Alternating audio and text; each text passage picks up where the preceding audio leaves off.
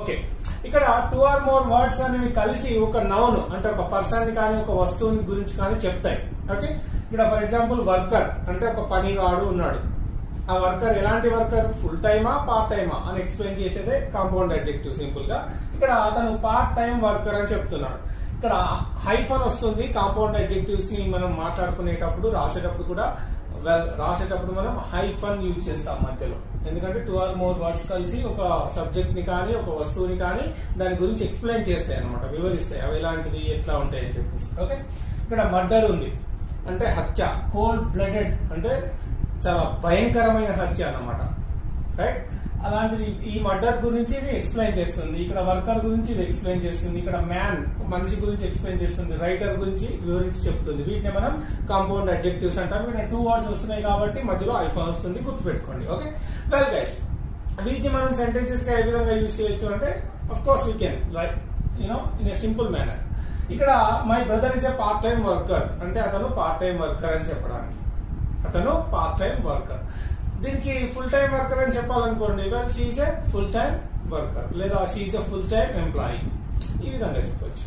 Well అలాగే that was a cold blooded murder, అది చాలా భయంకరమైన హత్య.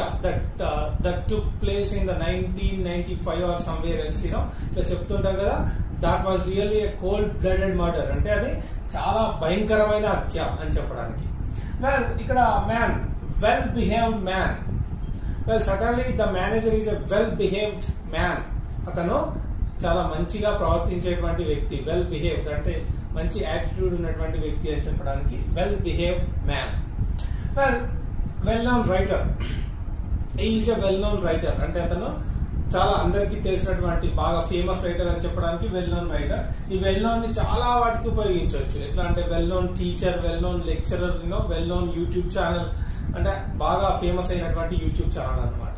Right, well known movie, well known director, well known singer, well known dancer, చాలా మీరు దేనికైనా ఉపయోగించండి. ఓకే, ఇట్లా well known web series and well known fighter, well known politician, అందరికీ తెలిసిన politician, well known leader, so many things you can use. Right, ఇట్లా చెప్పొచ్చు. Well known, she is a well known writer, I'm a well known lecturer, this is a well known YouTube channel. Right, ఇట్లా చెప్పొచ్చు. అలాగే 10-story building, yeah the building we're staying in is a 10-story building అంటే మేము నివసిస్తున్న building ఏదైతే ఉందో అది 10 అంతస్తుల బిల్డింగ్. 12-story బిల్డింగ్ అంటే 12 అంతస్తులు, ఇట్లా చెప్పొచ్చు అనమాట. లేదా it is a 100-story building అంటే 100 అంతస్తుల బిల్డింగ్. ఇది మన టవర్స్ ఉన్నాయి కదా, WTC టవర్స్ ఏవైతే ఉన్నాయో విచ్ వర్ బ్లాస్టెడ్ బై ఏంటది బిన్ లాడెన్ కూల్ చేసింది కదా. అవి ఏవైతే ఆ టవర్స్ ఏవైతే ఉన్నాయో దేవర్ 100-story బిల్డింగ్స్ అంటే 100 అంతస్తుల భవనాలు. దేవర్ 100-story బిల్డింగ్స్ అనమాట. ఓకే, వెల్ ఈ విధంగా చెప్పచ్చు. మౌత్ వాటరింగ్ ఫ్రూట్స్, ఇది most of the times we wanted to use this but we don't know how to. ఏంటంటే మౌత్ వాటరింగ్ అంటే నోరు ఊరించే అని చెప్పడానికి. It is a mouth watering dish, I can't help waiting, I can't help eating. ఇది చూస్తే నోరు ఊరిపోతుంది, ఇంకా నేను తినకుండా ఉండలేను అని చెప్పడానికి. ఓకే, మౌత్ వాటరింగ్ ఫ్రూట్స్ అంటే నోరు ఊరించే పళ్ళు. మౌత్ వాటరింగ్ బిస్కెట్స్, నోరు ఊరించే బిస్కెట్స్ అని. మౌత్ వాటరింగ్ బిర్యానీ, నోరు ఊరించే biryani. So many you can use it for many things like this. Okay, అట్లా చెప్పొచ్చు. Well we can get mouth watering ice creams there in that shop. ఇట్లా Hyderabad biryani is really mouth watering అంటే నోరూరించే బిర్యానీ అన్నమాట. Okay, mouth watering అంటే నోరూరించడం, గుర్తుపెట్టుకోండి. It is useful most of the times in your daily life. Anyway, it's a mouth watering chocolate. Yeah, these biscuits are really mouth watering, the fruits are mouth watering, the biryani is really mouth watering, so many things. అలాగే ఇక్కడ record breaking movie, ఇది కూడా చాలా సార్లు మనం use చేయొచ్చు. Record breaking movie అంటే అందులోనే మీనింగ్ తెలిసిపోతుంది. Baahubali is the biggest record breaking movie in the Indian cinema. Indian సినిమాలో బాహుబలి అనేది బిగ్గెస్ట్ రికార్డ్ బ్రేకింగ్ మూవీ, ఇట్లా చెప్పొచ్చు. This is the record breaking book అంటే ఇది అన్ని రికార్డ్స్ ని బ్రేక్ చేసినటువంటి book. Record breaking novel, yeah that my friend has written a record breaking novel. It has broken all the records. Friend ఒక record breaking novel రాసిండు. It has broken all the records, అన్ని records ను break చేసింది. ఇట్లా record breaking music లేదా record breaking web series, record breaking YouTube video, ఇట్లా చాలా చెప్పొచ్చు అనమాట. మీరు ఇది ఒక్కటనే కాదు, దీన్ని యూజ్ చేసి you will be having loads of sentences, right?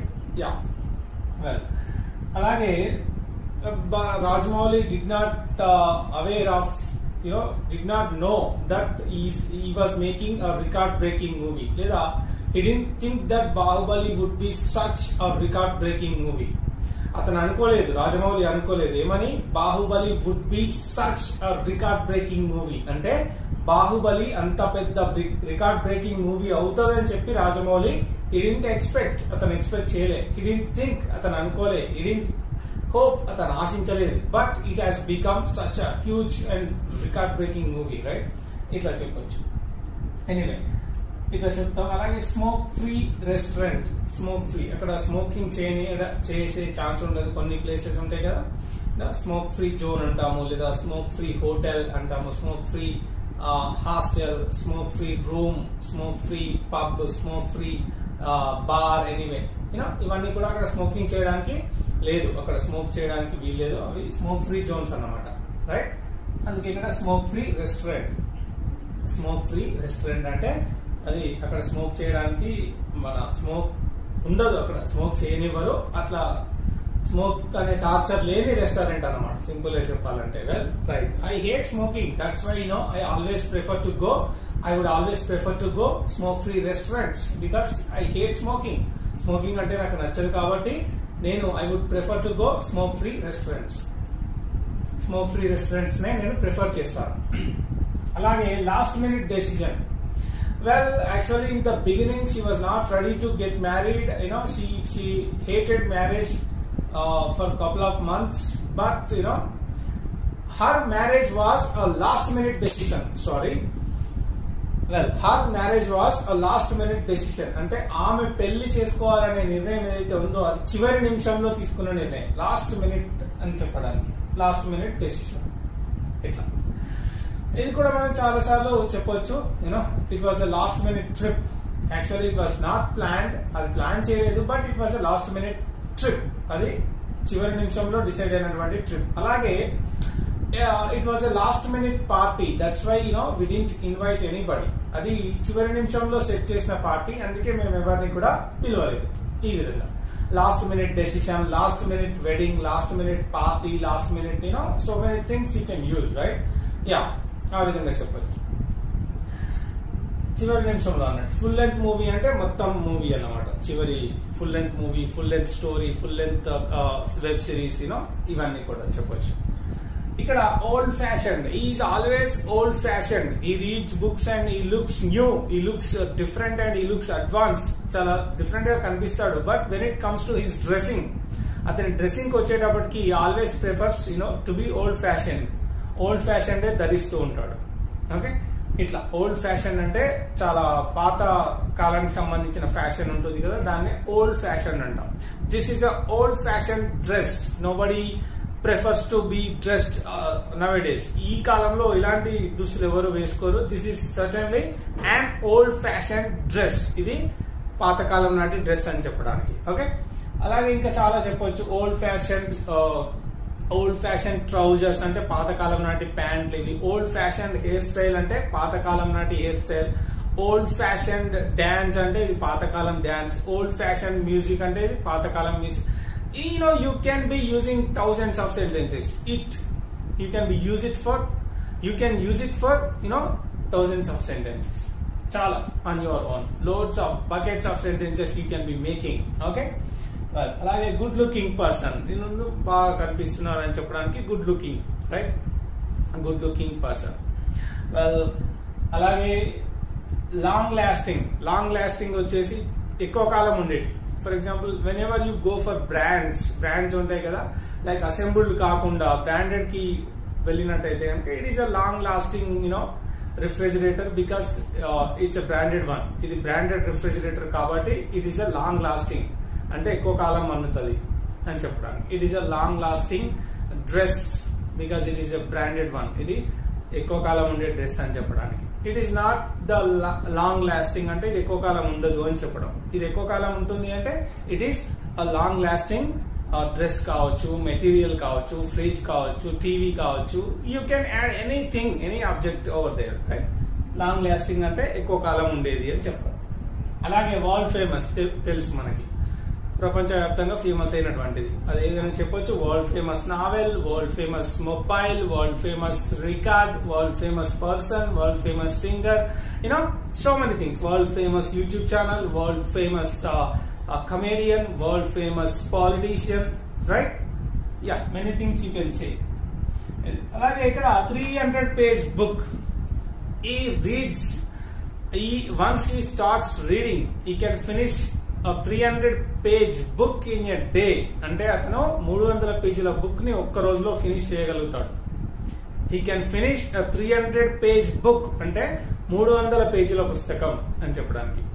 అలాగే మనం మోస్ట్ ఆఫ్ ద టైమ్స్ చెప్తుంటాము, this is a 500 page book, it is a big one, you can't read it in 1 or 2 days. అంటే ఇది చాలా పెద్ద పుస్తకం. It is a 500 page book అంటే 500 పేజీల పుస్తకం. You cannot finish this one in 1 or 2 days. అంటే ఇది 1-2 రోజుల్లోనూ చదవలేవు. ఇట్లా this is going to be 1000 page book అంటే ఇది 1000 పేజీల పుస్తకం అని చెప్పడానికి. ఇట్లా చాలా సార్లు మనం యూజ్ చేస్తూ ఉంటాం, right. My text book is 100 page book అంటే ఇది 100 పేజీల పుస్తకం అని చెప్పడానికి. సో ఈ విధంగా మనం యూజ్ చేస్తుంటాం. 100 page book, 300 page, what we call 300 page book, right, anything. Well guys, అలాగే well dressed, she is a well dressed girl, ఆమె బాగా డ్రెస్ చేసుకుంటుంది అని చెప్పడానికి well dressed. Is a well dressed guy, whatever he likes partying, and whatever the party he goes to or whatever the occasion he attends, whatever the place he arrives, he is a well dressed man. అతను బాగా dress చేసుకుంటాడు అని చెప్పారు. Well dressed. Left handed, Ganguly was a left handed batsmen. Left handed batsmen అంటే తెలుసు కదా, right. Left hand తో batting చేస్తారు కదా, left handed batsmen. Left handed bowler, ఇది కూడా చాలా వరకు మనం యూజ్ చేయొచ్చు. ఏంటంటే left handed writer, like left handed painter, left handed bowler, left handed batsmen, ఇట్లా చాలా సార్లు మనం యూజ్ చేస్తుంటాం. అలాగే ఈజీ గోయింగ్ అంటే ఈజీగా కలిసిపోయే person. Samantha is and easy going person that she can gets along so easily. అంటే సమంత చాలా ఈజీ గోయింగ్ పర్సన్, అందరితో కలిసిపోతుంది ఈజీగా అని చెప్తారు. అలాగే absent minded, he seems like he is listening but he never remembers anything, like అంటే ఏంటంటే అతను వింటున్నట్టే కనిపిస్తాడు కానీ he never remembers anything, like always forgets the things. ఎప్పటికీ మర్చిపోతుంటాడు. ఫర్గెట్ఫుల్ అన్నమాట, అన్ని మర్చిపోతుంటాడు కదా. ఎప్పుడు ఆబ్సెంట్ మైండ్ ఎప్పుడు కూడా ఆబ్సెంట్ గా ఉంటుంది అని చెప్తుంటాం కదా, దానికి absent minded guy అని చెప్తూ ఉంటారు. అలాగే క్విక్ విటెడ్ అంటే ఇంటెలిజెంట్ అన్నమాట, తొందరగా పట్టేయడం ఏదైనా కావచ్చు. That boy is a quick witted one, that he observes anything in a flash, he catches up everything in a flash. ప్రతి ఒక్కటి తొందరగా పట్టేసుకుంటాడు, తొందరగా గ్రహిస్తాడు. Like is a quick witted one అంటే అతను చాలా ఇంటెలిజెంట్ అని చెప్పడానికి. This guy is really quick witted, లేదా that girl is really quick witted అంటే చాలా ఇంటెలిజెంట్ అని చెప్పడానికి. వెల్, ఇంటెలిజెంట్ అనే పదం మనం most of the times use చేస్తూనే ఉంటాము. But in the place of that, instead of that, try to use quick witted అంటే చాలా ఇంటెలిజెంట్ అని చెప్పడానికి.